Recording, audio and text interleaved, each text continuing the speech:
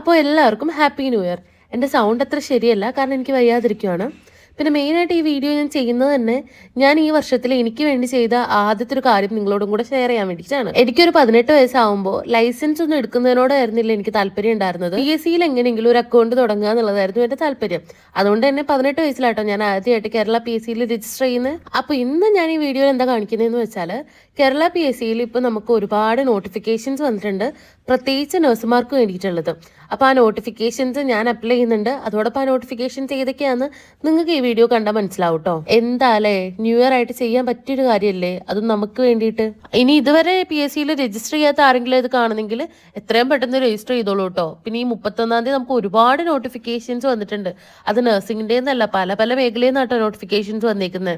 ഇപ്പൊ നമുക്ക് village field assistant, പിന്നെ ബെഫ്കോന്റെ, അങ്ങനെ ഒരുപാടുണ്ട്. അപ്പൊ ഇവിടെ നമ്മളൊരു 1 ടൈം പാസ്വേഡ് ഒക്കെ അടിച്ചു കൊടുക്കേണ്ടതുണ്ട്. പിന്നെ മാത്രമല്ല, ഈ പ്രാവശ്യത്തെ നോട്ടിഫിക്കേഷൻ എന്ന് പറയുമ്പോഴേക്കും 367 നോട്ടിഫിക്കേഷൻസ് ആണ് ഈ പ്രാവശ്യം PSCയിൽ ഉള്ളത്.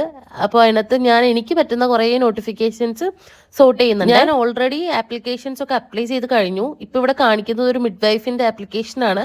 അതിനകത്ത് നമുക്ക് അതിന്റെ നോട്ടിഫിക്കേഷൻ ഒന്ന് എടുത്ത് വായിച്ചു നോക്കാം. അപ്പൊ നിങ്ങൾക്ക് അതിനകത്ത് എന്തൊക്കെ ക്വാളിഫിക്കേഷൻ ആണ് വേണ്ടതെന്നുള്ളത് മനസ്സിലാവും. അപ്പൊ ഇത് മെയിൻ ആയിട്ട് പറയാനുള്ളത് 18 തൊട്ട് 36 വയസ്സ് വരെയായിട്ട് ഏജ് ലിമിറ്റ് വരുന്ന ഡയറക്റ്റ് ആയിട്ടുള്ള റിക്രൂട്ട്മെന്റ് ആണ്.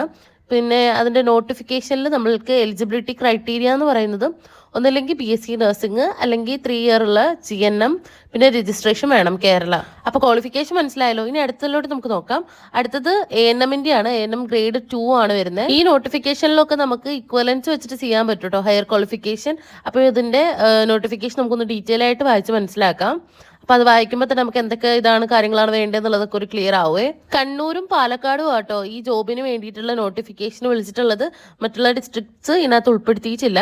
ഇതിനകത്ത് നമുക്ക് ഡയറക്റ്റ് ആയിട്ടുള്ള റിക്രൂട്ട്മെന്റ് ആണ്. ഇതിന്റെ ക്വാളിഫിക്കേഷൻ ആയിട്ട് പറയുന്നത് ഒന്ന് SLC അല്ലെങ്കിൽ അതിന്റെ ഇക്വലന്റ്, പിന്നെ അതുപോലെ തന്നെ രജിസ്ട്രേഷൻ വേണം. പിന്നെ അതല്ലാതെ നമുക്ക് ഇക്വലന്റ് ആയിട്ട് ഇപ്പോൾ BSc നഴ്സിംഗ്, ഡിപ്ലോമ, GNM ഉള്ളവര്, MSc nursing, post BSc nursing, ഇവർക്കൊക്കെ ഇത് അപ്ലൈ ചെയ്യാം കേട്ടോ. അതിനൊന്നും യാതൊരു പ്രശ്നമില്ല. വീഡിയോ എടുക്കുന്നതിന്റെ ഇടയിലാണ് ഇങ്ങനെ ഒരു നോട്ടിഫിക്കേഷൻ കണ്ടത്. അപ്പൊ ഞാൻ വിചാരിച്ചു അതും കൂടെ അപ്ലൈ ചെയ്തിടാന്ന്. Treatment organiser grade 2. അപ്പൊ ഇതിനകത്ത് നമുക്ക് ക്വാളിഫിക്കേഷൻ ആയിട്ട് പറയുന്നത് +2 സയൻസ് ആണ്. അപ്പൊ +2 സയൻസ് ഞാൻ കൊടുത്തിട്ടുണ്ട്. അപ്പൊ ഞാൻ ഇവിടെ മൊത്തത്തിലൊന്ന് കാണിക്കുകയാണ്. നമുക്ക് കുറെ അധികം ഓപ്പർച്യൂണിറ്റീസ് ഈ പ്രാവശ്യത്തെ PSCയുടെ നോട്ടിഫിക്കേഷനിലുണ്ട്. ഫെബ്രുവരി 4-ാം തീയതി വരെ നമുക്ക് ലാസ്റ്റ് ഡേറ്റ് ഉണ്ട് ആപ്ലിക്കേഷൻസ് ഒക്കെ സബ്മിറ്റ് ചെയ്യാൻ വേണ്ടിയിട്ട്. പക്ഷെ അത്രയും ലേറ്റ് ആക്കണ്ട, നിങ്ങൾക്ക് എന്തായാലും നേരത്തെ തന്നെ എല്ലാം സബ്മിറ്റ് ചെയ്തോളാം. അപ്പൊ ഇവിടെ ഞാൻ അപ്ലൈ ചെയ്തിട്ടുള്ള എല്ലാം കാണിക്കുന്നുണ്ട്. ഞാൻ ഏകദേശം ഒരു 10-13 എണ്ണമൊക്കെ ചെയ്തു. കാരണം ഞാൻ നഴ്സിംഗ് മാത്രമല്ല, അല്ലാതെ +2 ക്വാളിഫിക്കേഷൻ ഉള്ള ഒരുപാട് ജോബ് ആപ്ലിക്കേഷൻസും ചെയ്തിട്ടുണ്ട്.